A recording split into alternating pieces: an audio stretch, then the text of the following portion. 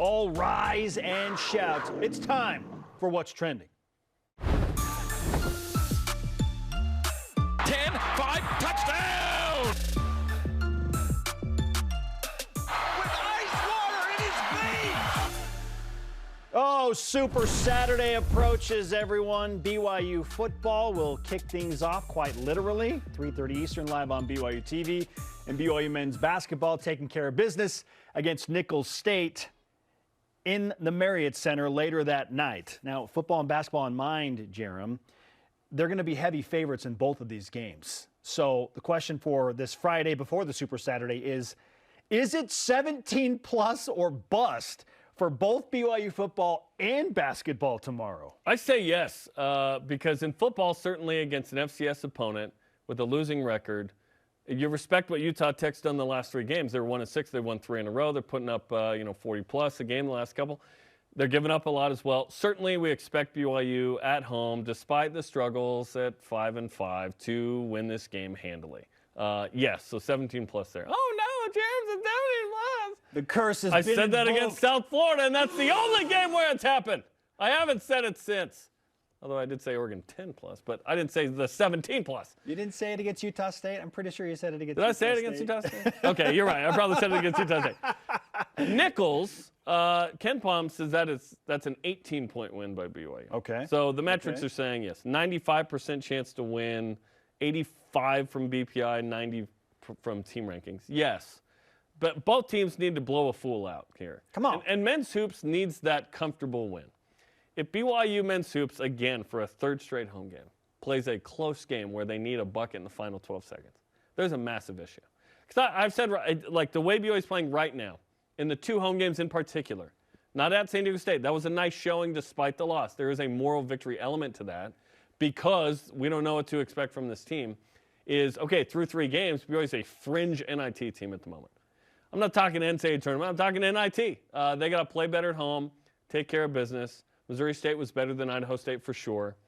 But BYU makes the play to win. That's great. But they need to start making strides where they play better. Because next week in men's hoops is the hardest 3-game stretch of the entire season. Oh, yeah, for sure. It's USC, it's Tennessee or Butler, and then it's like a Dayton, Wisconsin, Kansas type team on the other end, depending how the Cougars do. In the Bahamas. Probably not Kansas. And the Bahamas. So, yes, 17 plus for both is the expectation. Wow. Okay.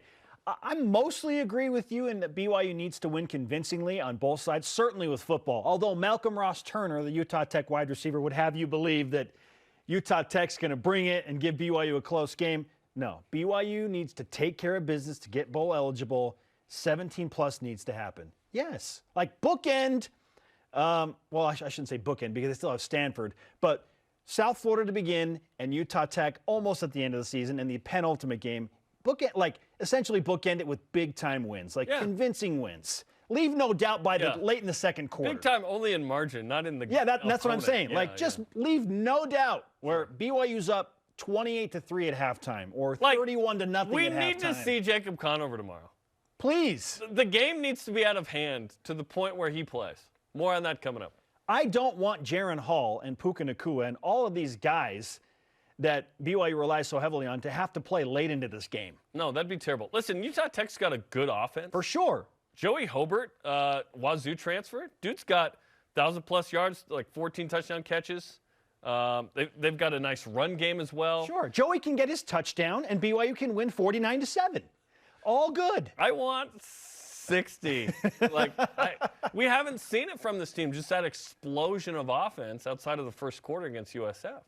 So it'd be nice to see that because this team is capable. Yes. Utah Tech is growing as a program, transitioning from D2 to D1, FCS, WAC team. Funny that they're in the same league that BYU made a name for itself. BYU won a national title in that league.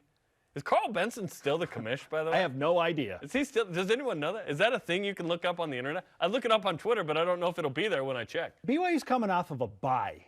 Speaking of football. I heard that. Okay, I'm not buying the rust. You can't have rust. You can't have rust against Utah Tech. You got to come out and be sharp against Utah Tech, especially when you have Jaron Hall, a NFL draft pick in the 3rd round projected as your quarterback.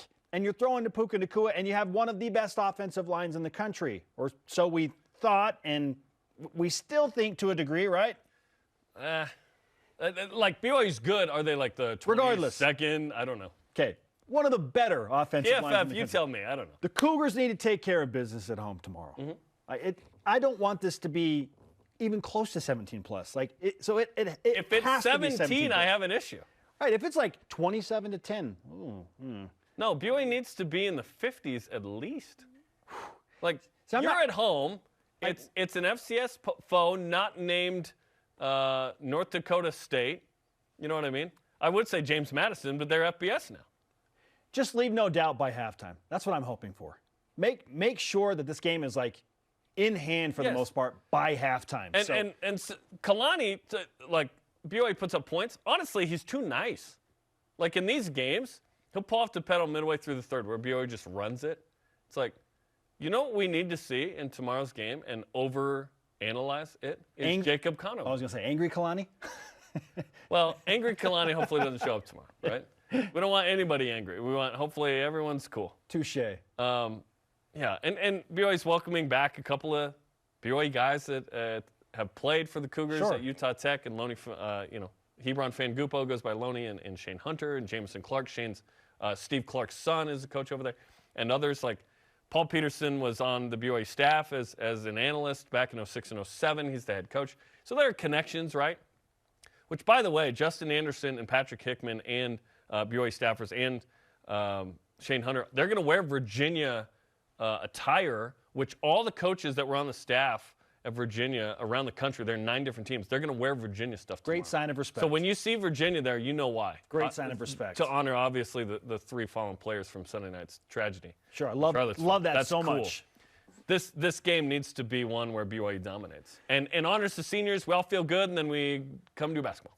I need to give you where I differ with you on the opinion of 17 plus as it pertains to basketball. Because BYU has beaten Idaho State and now Missouri State closely, I feel like it's a little unfair for us to expect 17 plus in that regard.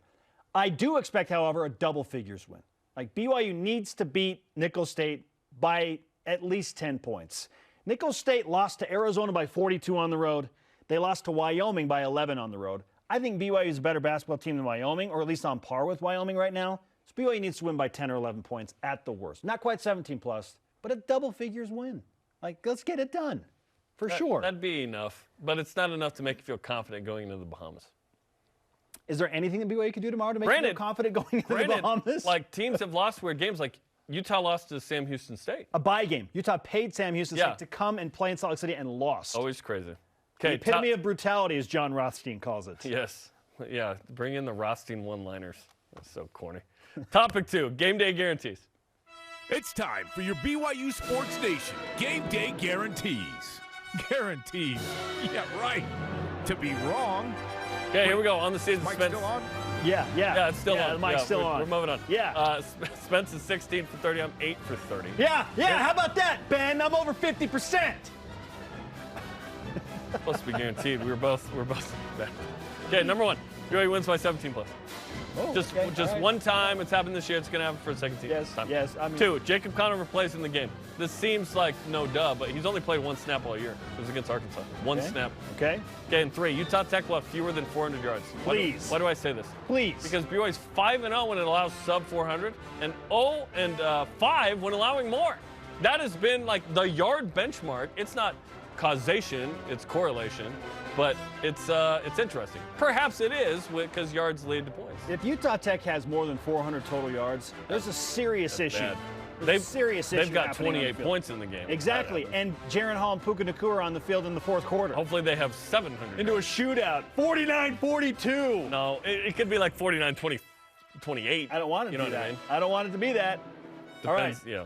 Game day guarantee number 1. BYU will have at least 21 points by halftime.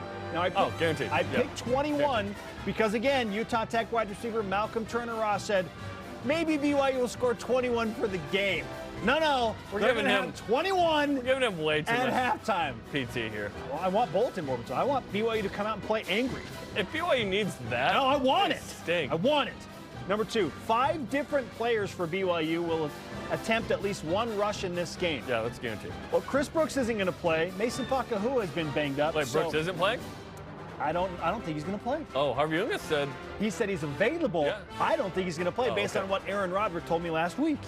Oh. I don't think so. So I think we'll see Hinkler Rapati, Lopini Katoa, Miles Davis, and then Jaron Hall, and then maybe a wide receiver flex is back. And then a jet sweep. Right, yeah. So I'm hoping 5 different players will attempt at least 1 rush in this game.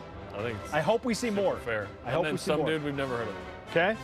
Number 3, Utah Tech will score 17 or fewer points in light of the emphasis on 17 points today. It's a prime number, Spence. 49-17 is what I'm hoping for. Something close to that, Jarom. Or less, 49-10. I'll take that. Oh, it's 70-0. I'll take that No, too. Utah Tech's got a good offense. They're going to score 2+ times. Let's go.